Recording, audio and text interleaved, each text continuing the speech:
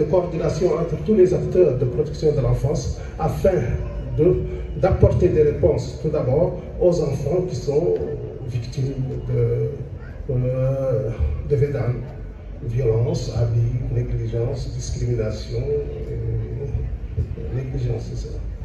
Donc, ce système a été créé en 2010, je disais, et il a pu faire un bon chemin, parce qu'au départ, c'était juste 6 wilayas de la Mauritanie qui étaient concernés, mais au jour d'aujourd'hui, les 15 wilayas disposent chacune d'un système de protection de l'enfance, d'une table régionale de l'enfance. Non, je reviendrai pour dire que le système de protection de l'enfance se scinde en trois strates, c'est-à-dire la table régionale de protection de l'enfance, le système départemental de l'enfant et les conseils communaux des enfants. Chacune de ces tables est présidée par une autorité administrative ou communale qui a une grande aura dans la région ou la commune dans laquelle elle se...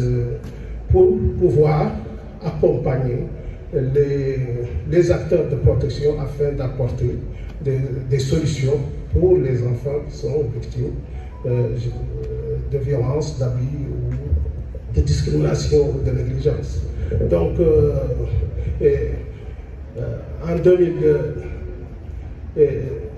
je ne vais pas partir, je ne vais pas dépasser sans dire que l'arsenal juridique mauritanien sur la protection de l'enfance est un arsenal très riche.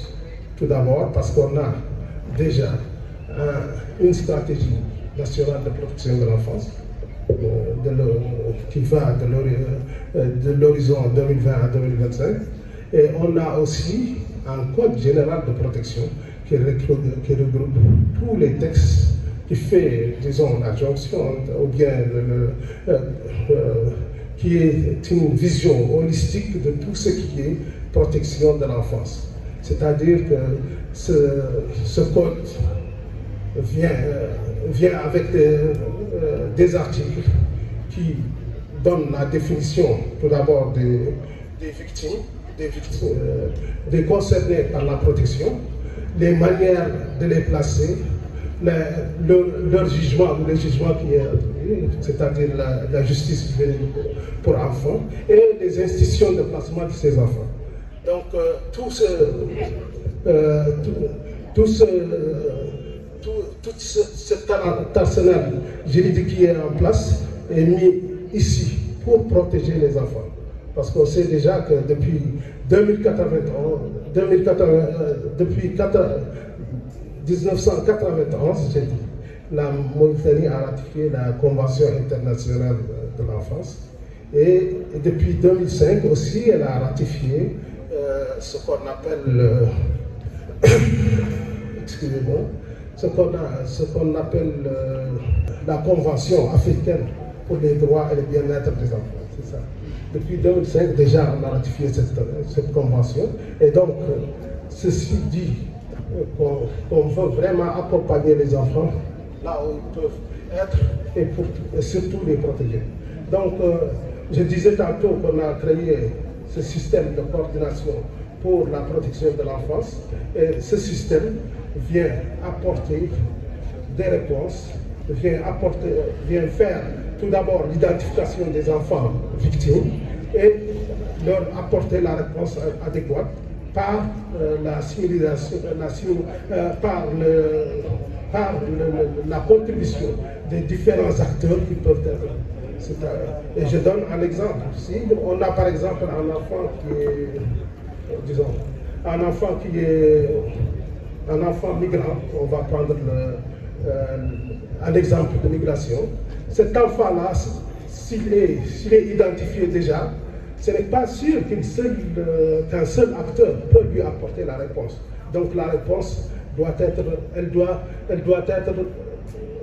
disons, une certaine évolution de prise en charge d'une organisation à une autre. c'est-à-dire celle qu'il a l'organisation qu'il a identifiée, elle ne peut pas, ce n'est pas elle seule qui va apporter cette réponse. On va partir jusqu'au CEPIS pour pouvoir lui avoir un hébergement, par exemple. CEPIS, c'est le Centre de protection et d'intégration sociale des enfants, qui est une institution étatique. Mais aussi, il y a le IEM qui peut, par exemple, contribuer à son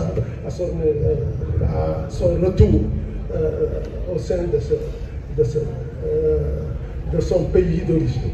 Voilà. Ça, c'était un tas d'exemples. Je reviendrai pour dire que... Il vous reste 10 minutes, 10 secondes plutôt. 10 secondes, malheureusement. Donc, le système de protection de l'enfance s'articule autour d'un centre, d'un Conseil national de l'enfance, le système national de protection de l'enfance qui est constitué de tables régionales, de tables départementales et de conseils communaux pour l'enfance. Et donc, enfin, il y a aussi la société civile qui apporte son grain de sel pour protéger ces enfants. Merci Mohamedou Souleymane, merci pour cette intervention.